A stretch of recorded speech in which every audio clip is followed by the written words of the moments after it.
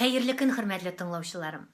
Узган ел Татарстанда 24865 пар барлыкка килгән. Бу күрсәткеч 2017 ел белән чагыштырганда 7,18%ка кимегән. Россия буенча да кушучылар саны кими. Белгечләр моны 1990 елларда туучылар саны кими белән аңлата һәм 2025 елларда бу күрсәткечнең уңай якка үзгәрүенә вәгъдә бирә. Чыннан да, соңгы арада яшьләребез кавышырга бик ашыкмый.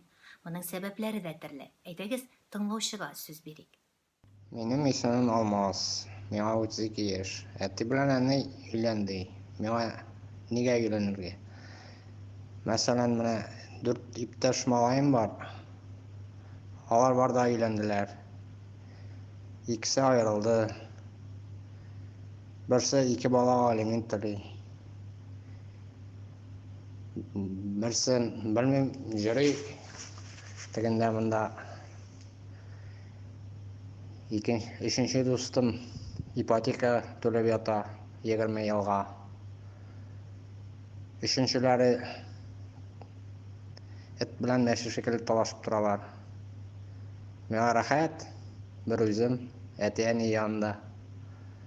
Качан кайтам, качан китәм, берсенә дә отчитываться не надо. Имәндә икән шикләвек. Күп очракта яшьләребез үз шилкәләренә җаваплылык алудан курка. Эшсезлек, кредит заманында гаилә корып бала тәрбияләүне зур проблемага санаучылар да бар. Бу көннәрдә генә мин тыңлаучым юрист Альберт белән сөйләштем. Альберт өйләнмәгән булса да, аны аерылышу сәбәпләре борчый. Һәм гаилә таркалуның 14 төрле сәбәбен эзләп тапкан ул. Моны белү сезгә дә кызыклы булыр дип уйлыйм. Гаилә ул җәмгыятебезнең нигезе, бәхетле тормышның чыганагы, яшәешебезнең мәгънәсе. Бүген көндә яшьләр гаилә корырга нишләптер ашыкмыйлар. Гаилә корган чиракта да күпләре тормышының кадерен белмичә, аңлаша алмыйча аерылышалар. Илебездәге статистикага күз салсак та 80%-ка кадәр яшь гаиләләр таркала. Моның сәбәпләре дә бар. Беренчесе, яшьләрнең бер-берсен, холкын, дөньяга карашын, тормышындагы максатларын, динен, милләтен, материаль белем якларын туры китермичә, ашыгып иләнешүләре, гаилә корулары. Икенче сәбәп ир яки хатынның хыянәте. Өченчесе бер-берсе белән якынлык кылуда канәгатьлек тапмау. Бу гадәттә бәйле җинси тормыш алып барганга, никахка кадәр һәм инде гаилә коргач та аларның бу өлкәдә чагыштырулары һәм гомумән яхшырту өчен бу өлкәне тырышмаулары. Дүртенче сәбәп яшьләрнең гаилә алып барырга әзер булмавы. Ир дә, хатын-кыз да үз рольләрен аңлап бетермәү, берсе белән берсе дөрес мөнәсәбәт кормау, диалогка керә белмәү, бер-берсен ишетә алмау, тыңлый алмау һәм гомумән шушылар инде китерә конфликтка һәм шул сәбәпле дә инде гаиләләр таркала. Бишенче сәбәп расчет белән гаилә кору, ягъни акчага, малга, дәрәҗәсенә кызыгу яки балага узу аркасында гаилә инде таркала, чөнки максатлар дөрес корылмаган, гаилә корганда дөрес булмаган.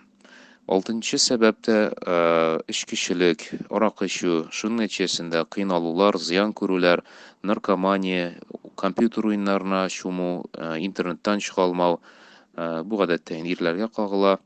Шушы сәбәпләр дә инде гаиләне таркатуга китерә.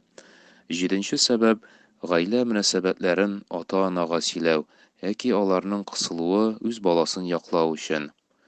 Моның өстенә кайвакыт туганнар да өстәлү мөмкин. Менә бу сәбәп тә инде гаиләне тарката. 8нче сәбәп начар яшәү шартлары яки финанс кыенлыклар булу. 9нчысы бала таба алмау яки берәрсенең ирнең яки хатынның бала теләмәве. Бу да таркатуга китерә. Инде 10нчысы гаиләдә үзендә эшләргә, кимчелекләрен төзәтергә, белмәгәннәрен өйрәнергә, хикмәт белән эш итү, бер-береңне җай табарга, уртак максатлар табарга тырышмау, бу инде гаиләне ахыр чиктә таркатуга китерә. Чөнки һәрберебездә кимчелек бар, бер-береңне төзәтеп, җайлап эшләгәндә генә гаилә матур гына яши. Инде 11нче сәбәп гаиләдә күп хезмәт итәргә тырышмау, Гомумән, ялкаулану, рәхәтлек эзләү, тынычлык таба алмау, һәм инде ир яки хатынның ялкаулыгы, бу китерә инде арада тавышка һәм гаиләнең таркалуына. Гомумән, гаилә ул зур хезмәт. Шуңа күрә дә инде бу мөһим сәбәп булып тора гаиләнең матур яшәвендә һәм таркалуында. 12нче сәбәп бала тугач хатын-кызның иренә карата игътибары әз булуы һәм арада ничектер салкынлык барлыкка килү. Бу да инде ирнең дә хатынына карата мөнәсәбәт үзгәрүенә китерә, ахыр чиктә гаилә таркалуына да килә. 13нче сәбәп хатын-кызның гаиләдә үз-үзен ире урынына хуҗа итәргә тырышу, ирен санга санамау, аны хуҗа итеп күрергә теләмәве һәм инде ахыр чиктә инде шушы тарткалашулар китерә инде гаиләнең таркалуына. Яки инде хатын-кыз хуҗа булса гаиләдә, ир кеше үзен бик начар хис итә, гомумән шундый күңелсезрәк тормыш алып бара, ахыр чиктә инде хатын-кызга да андый ир күңелсез була, гаилә таркала.